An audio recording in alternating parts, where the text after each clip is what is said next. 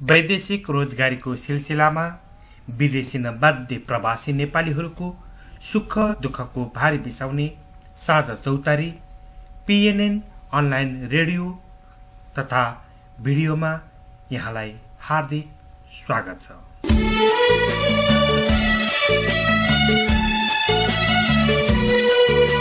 कार्यक्रमहरू युट्युबबाट पनि सुन्न सक्ने व्यवस्था गरिएको छ। यो कार्यक्रम प्रत्येक हप्ताको शुक्रबार प्रसारण हुँदछ। हामी तपाईको समस्या सम्बन्धित निकायसम्म पुर्याउन प्रयासरत अनि प्रतिबद्ध छौं। हामीलाई चाहिन्छ तपाईहरूको साथ र सहयोग।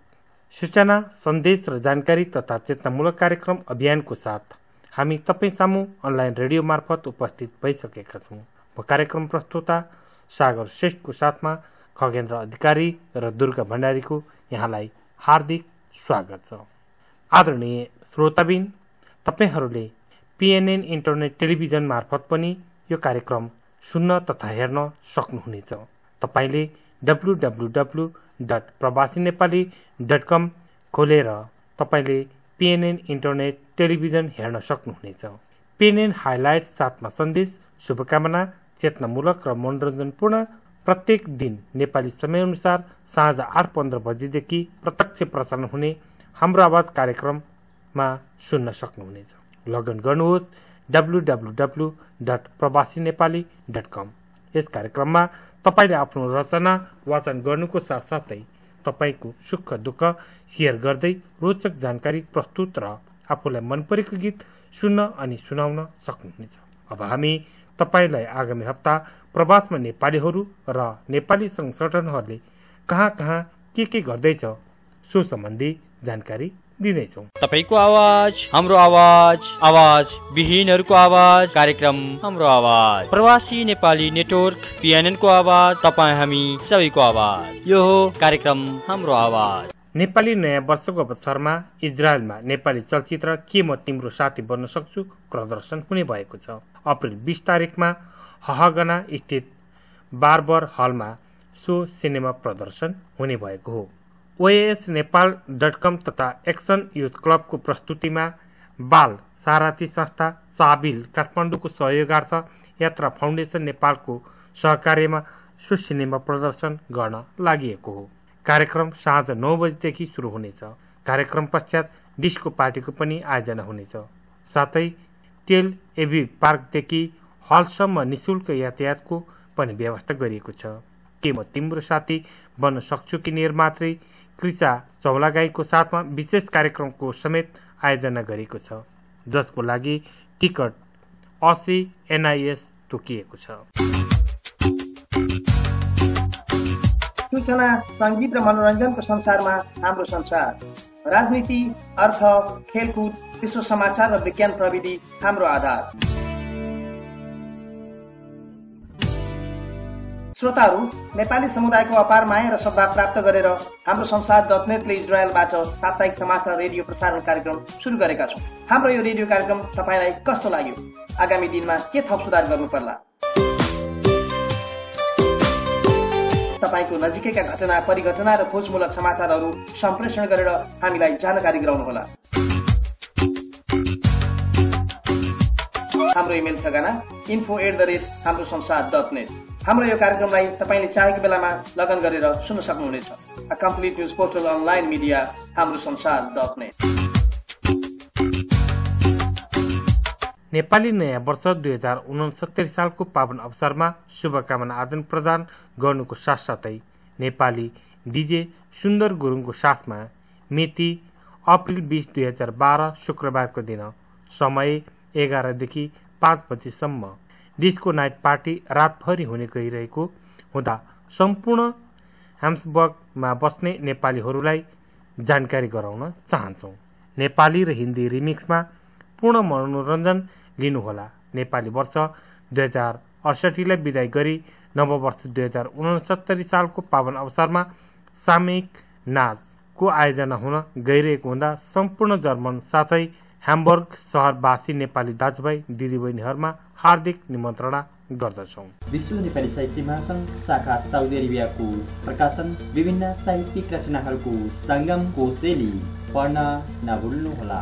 नेपाली एसोसिएसन अफ नर्थ क्यालिफोर्नियाले नेपाली नयाँ वर्ष 2069 को उपलक्ष्यमा सन फ्रान्सिस्को गोल्डन गेट पार्कमा विभिन्न मनोरञ्जनात्मक कार्यक्रम सहित शनिबार अप्रिल 21, 2012 मा वनभोज कार्यक्रम आयोजना गरेको जानकारी गर्दै सो दिनको वनभोज कार्यक्रममा विभिन्न कार्यक्रमहरूमा सहभागी हुँदै स्वादिष्ट भोजनको स्वाद लिँदै एक आपसमा नयाँ वर्षको शुभकामना आदान प्रदान गर्ने कार्यक्रममा उपस्थित भइदिनु हुन समुदायका सम्पूर्ण महानुभावहरू लगायत हाम्रा मित्रहरूलाई चुले निम्तो छ। NANC कार्य समिति परिवार, सन फ्रान्सिस्को, क्यालिफोर्निया। आदरणीय श्रोता मित्र, यहाँहरूले हाम्रो वेबसाइट www.सृजनाकालहरहरू.com मा अनलाइन रेडियो कार्यक्रम सृजनाका लहरहरू, कथानक कार्यक्रम शब्द गुच्छाको साथै रेडियो राजधानीको कार्यक्रम स्पन्दन, PNN को समाचार मूलक कार्यक्रम हाम्रो आवाज, उज्यालो 90 FM को कार्यक्रम बुलबुल सुन्न सक्नुहुनेछ भने साहित्य, सूचना र समाचार पढ्न सक्नुहुनेछ। साथमा रोचक जानकारीहरू त छँदैछन्। लगअन गर्नुहोस् www.सृजनाकालहरहरू.com। पर्वत जिल्लामा आँखा शिविर सञ्चालनको सहयोगार्थ हङकङमा पर्वत साँझ, साथमा बहुचर्चित लोकदोहोरी गायक गायिका तथा पप र आधुनिक गायक गायिकाहरूको जोरदार प्रस्तुति, साथमा स्थानीय कलाकारहरू निम्न मिति स्थानमा हुने भएको छ। उपस्थित हुनको लागि हार्दिक अनुरोध गर्दछौँ।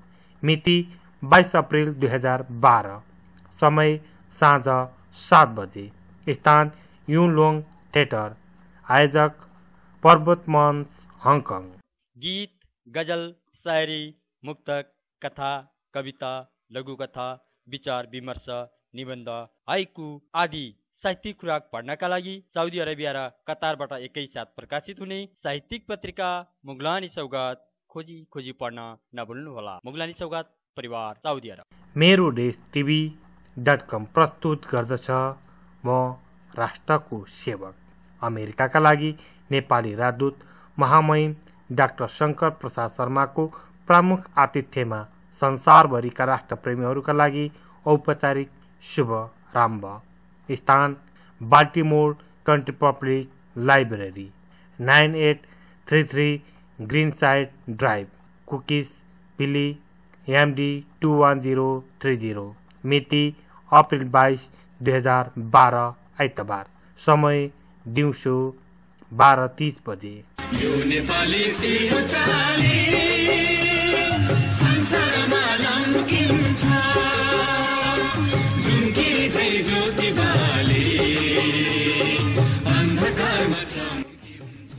सबैभन्दा सस्तो ताजा नेपालको गुन्द्रुकदेखि लिएर खसीको किलासम्म अनि दैनिक भूभागीय सामग्रीहरूको लागि हामीलाई सम्झिनुहोला। Yes, Indian, Nepalese, Asian, African, Mexican, halal gut and chicken, meat, green vegetable and grocery. Address 6835 Los Review Building, Thomson, MD 21286. Phone number 410-321-0235. Opening days Monday to Saturday 9 a.m. to 10:30 p.m. Sunday 9 a.m. to 9 p.m. Mount Everest Groceries and Manakamana Groceries, Baltimore, America.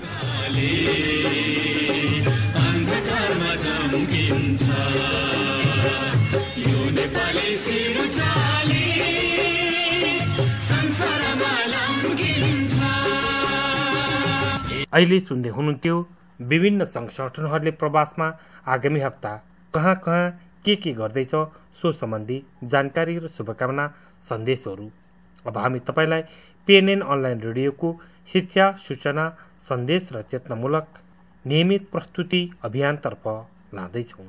यस कार्यक्रमको प्रायोजकहरू Everest cyber main Bhuvan Kathmandu Nepal, मेरे media समूह Maitighar, Omson communication, gift and toy centre, Shiva Mandir, BP Chowk, mount Everest and Manokamana grocery, Baltimore, Maryland, America र friendly mobile, Saudi Arabia.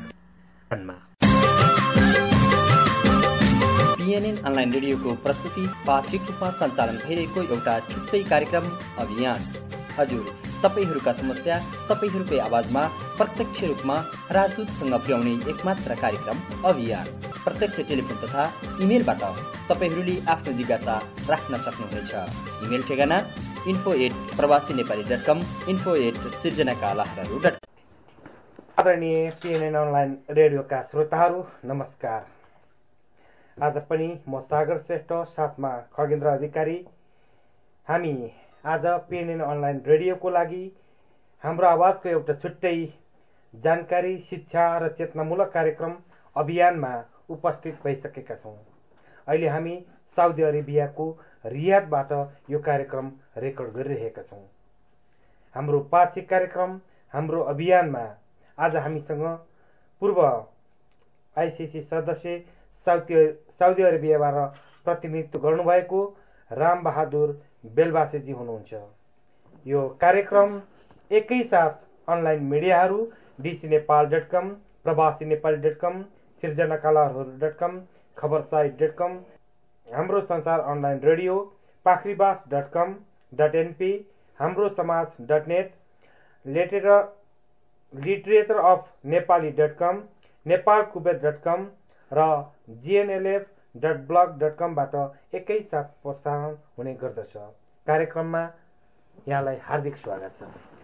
हजुर नमस्ते सागरजी र यो radio सुनेर बस्ने सबै श्रोताहरूलाई नयाँ वर्षको हार्दिक मङ्गल शुभकामना। र म राम बेलबासे, भर्खर मेरो छोटो परिचय दिइसक्नुभयो। मेरो घर अर्घाखाँची जन्मस्थान र अहिले काठमाडौँ बानेश्वरमा बस्छु र 2090 सालमा म साउदी अरबमा प्रवेश गरेको हुँ र त्यति बेलादेखि नै यो DHL एक्सप्रेसमा अहिले म टेरिटरी म्यानेजरको रूपमा कार्यरत छु र विभिन्न सङ्गठनमा पनि आबद्ध भएर यहाँ भएका नेपाली चेलीहरू, यहाँ भएका सबै नेपाली कामदारहरूमा पर्ने समस्याहरूको लागि मेरो आफ्नो क्षेत्रबाट र साङ्गठनिक रूपबाट पनि हरेक पलबाट हामीले यहाँका समस्याहरूलाई कसरी हल गर्न सकिन्छन् र ती समस्याहरूको बारेमा एम्बेसीको सहयोग लिएर र सम्पूर्ण सङ्गठनको सहयोग लिएर, यस्ता पत्रचार साथीहरूको सहयोग लिएर अहिले भर्खरै यो जुन PNNबाट रेडियो सञ्चालन गरेर यहाँका भोइसहरूलाई पनि संसारमा जुन एउटा सेयर गर्ने प्रयास गर्नुभएको छ, यहाँहरूको लागि पनि फेरि धेरै धेरै शुभकामना दिँदै यहाँका कुराहरू मैले यस मेरा आजका श्रोताहरूलाई मेरा विचारहरू अगाडि राख्नेछु। धन्यवाद।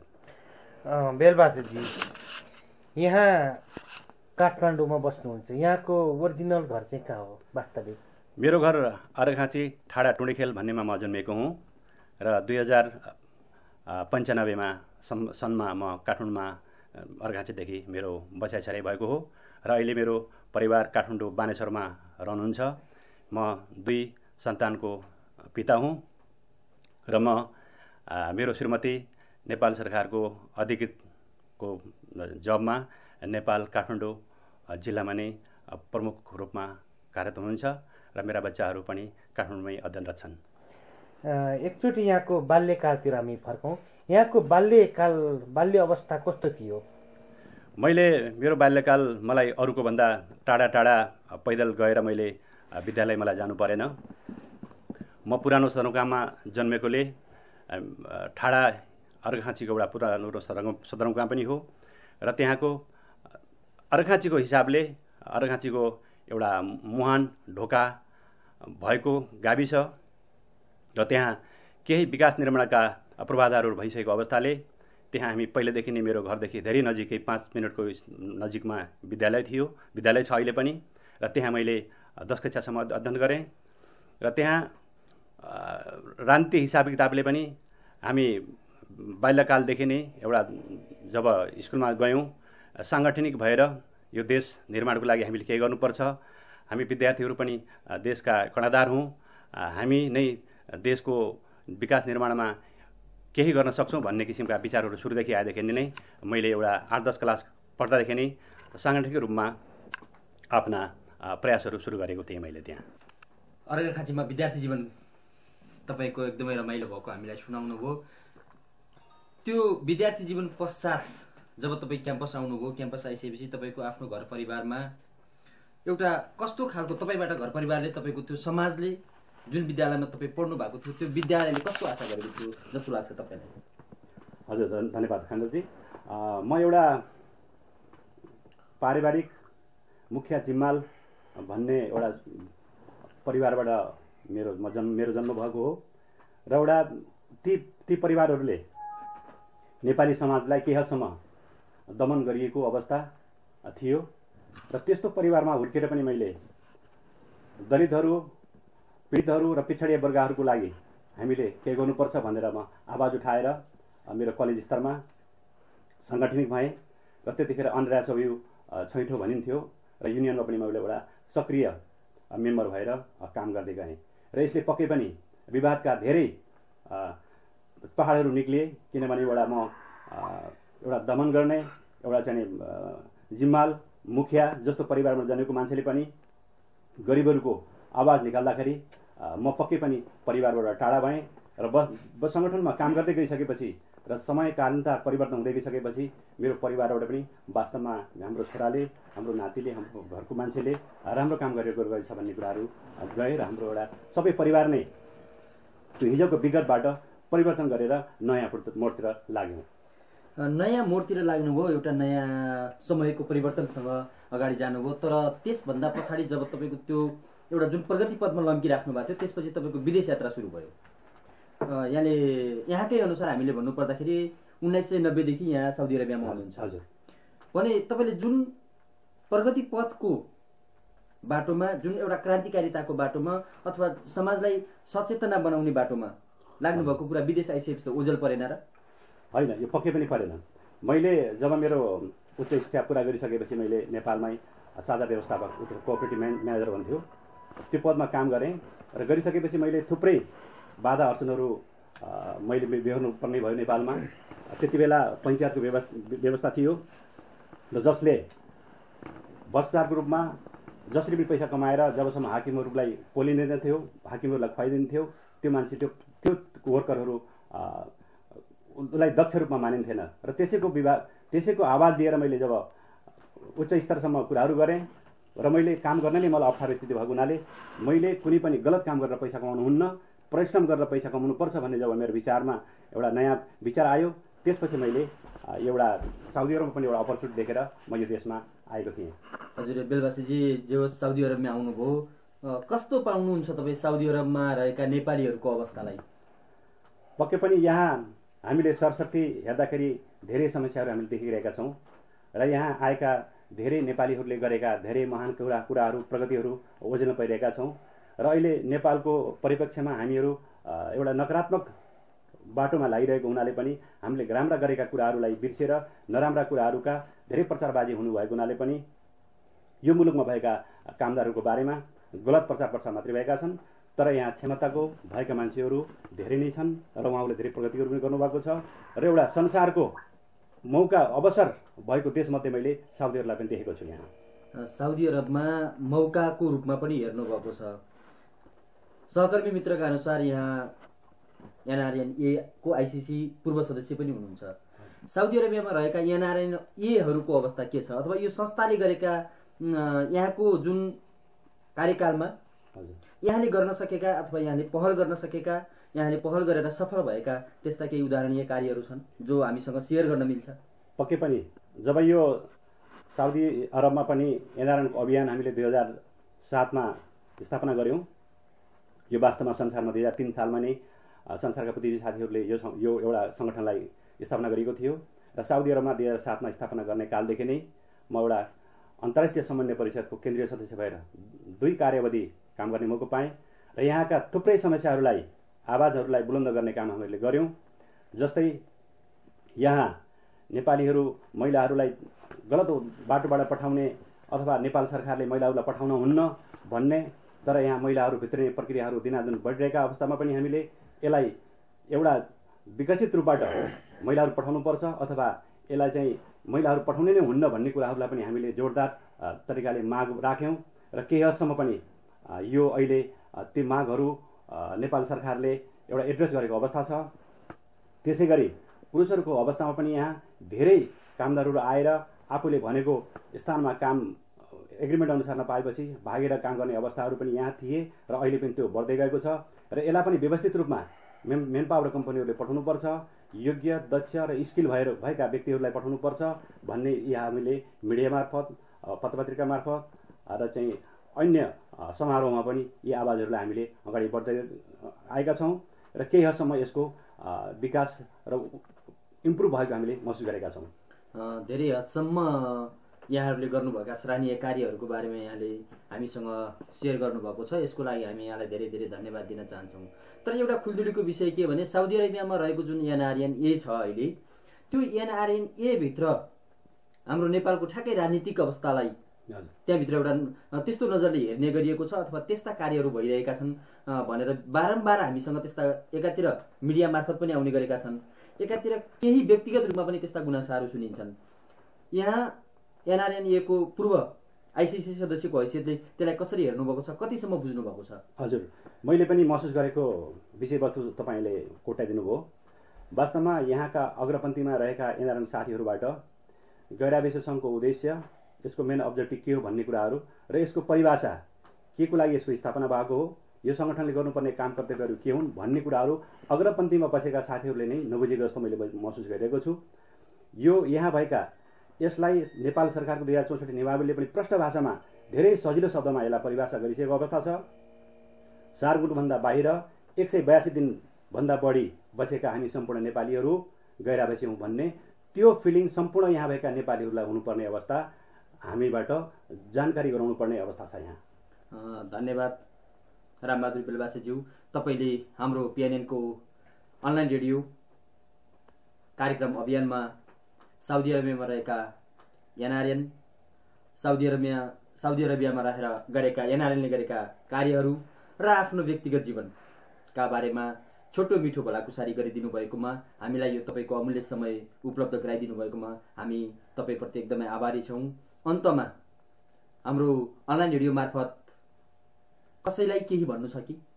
धन्यवाद खगेन्द्रजी र सागरजी, तपाईँहरूले जुन एउटा आफ्नो पेसा सँगसँगै आफूलाई बचेको टाइमलाई जुन एउटा महत्त्वपूर्ण सदुपयोगको एउटा माध्यमबाट नेपाली समाजलाई, नेपालको देशलाई जुन विकास निर्माणमा केही इट्टा थप्ने काम गर्नुभएको छ, मेरो व्यक्तिगत तर्फबाट र गैरावासी सङ्घको तर्फबाट पनि यहाँलाई एकदम मुरीमुरी धन्यवाद छ। यो पिएनएन रेडियो एकदमै सफल बन्दै जाओस् र यसले यहाँ भएका कुना कन्दरमा रहेका नेपालीहरूका समस्याहरूलाई आवाज बुलन्द गर्ने काम गरोस् र भएका थुप्रै समस्याहरूलाई पनि अहिले एड्रेस गर्नुपर्ने अवस्था छ।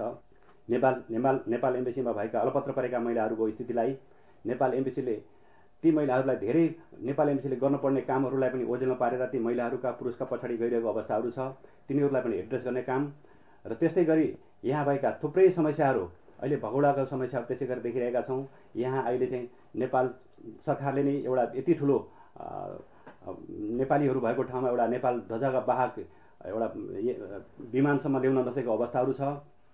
यी कुराहरूलाई पनि यहाँहरूको माध्यमबाट सम्पूर्ण भएका विदेशीहरूलाई नेपालमा भएका नेपालीहरू माझ यहाँका समस्याहरूलाई एड्रेस गर्ने र अहिले जुन चाहिँ पहल गरिरहनु भएको छ यो एकदम सराहनीय छ र यो निरन्तरता 2012 देखि नै अझ सफल हुँदै जाओस् र यहाँहरूले गर्न खोजेका कुराहरू पुरा हुन् भन्ने मेरो शुभकामना छ। र अन्तमा सम्पूर्ण श्रोतागणहरूलाई मेरो व्यक्तिगत तर्फबाट, पारिवारिक तर्फबाट, सङ्गठनको तर्फबाट यहाँहरूको 2012 अत्यन्तै सुखमय रहोस्, फलफुल रहोस् र नेपालमा शान्ति, समृद्धि र विकास निर्माणका कामहरू हुन् र संविधान भरेर नेपाल एउटा संसारको नमुना बन्न सकोस् भन्ने मेरो शुभकामना छ। धन्यवाद।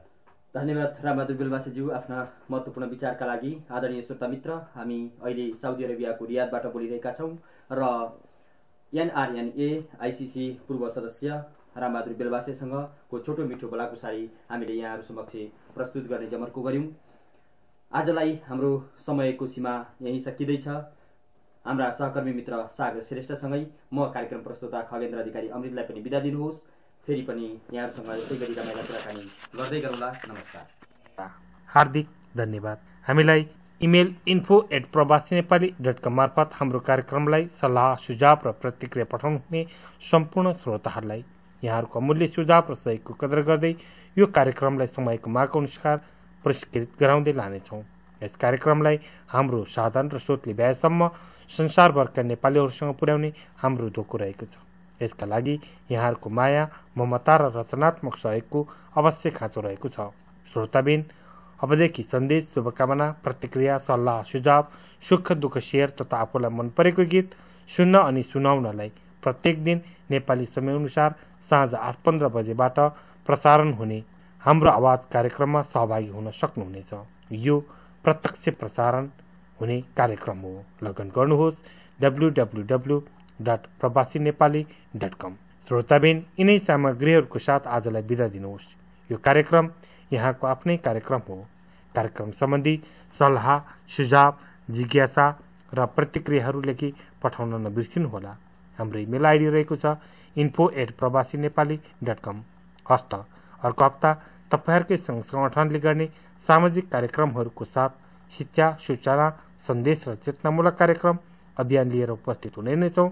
त्यतिन्जेलसम्मका लागि सहयोगी मित्र खगेन्द्र अधिकारी, दुर्गा भण्डारी साथै म कार्यक्रम सञ्चालक सागर श्रेष्ठ, प्राविधिक टिमलाई पनि बिदा दिनुहोस्। नमस्कार।